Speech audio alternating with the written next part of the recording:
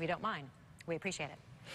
There has been a lot of talk lately about workplace equality for women. Yet, one thing that many women think persists, some women believe persists, is a good old boy network, or a club of sorts. Holly Davis and Shari talking and tackling this very topic today. Ladies? Hey, Shari, great to see you. Let's start with women. We are almost about half, or if not half of the workforce now. Why is it still, though, the old boys club? Right, and that's a very interesting phenomenon. It really has to do with psychology.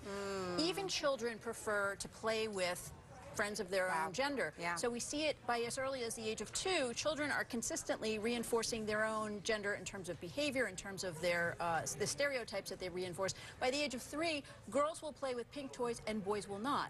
And peers are starting to now reinforce those behaviors, which eventually leads to sort of a gender segregation and what we call an in-group favoritism that we see in the workplace. There are also biological hormone differences and brain differences in terms of the way men and women communicate and respond to workplace situations like stress. So we do have this situation where men tend to, whether it's conscious or not, want to hang out with and mentor and help other men. So even when you go back to childhood, it really is a learned behavior. Oh, it's something we learn from day one. Wow. So if there's a boys club, then I guess the next obvious question would be, why isn't there a girls club? Which is a great question, and it actually has more to do with women and the way we behave. So, for example, women are taught very early age to be indirectly aggressive. We're not aggressive and open like men. We do aggression in a way that we can't get caught or we can make excuses for, so it's hard to deal with. We deal with our friendships differently. We share more, and so it's more damaging when we break up our friendships. We are more revealing, and it's more of a problem. There are a lot of things about our psychology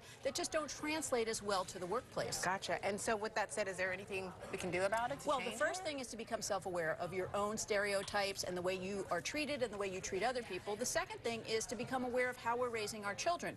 By the age of 12, most girls are doing 2 hours more a week of household chores, and most boys are being paid for the household chores, but girls are not. So there's certainly messaging that we can send our kids and teach our little girls maybe to not worry about being so hidden about their aggression and their competition. So interesting that it all comes down to perhaps it starts in the home. It all starts with us. Wow. All right, Shari. Shannon, back to you. Thank you, ladies.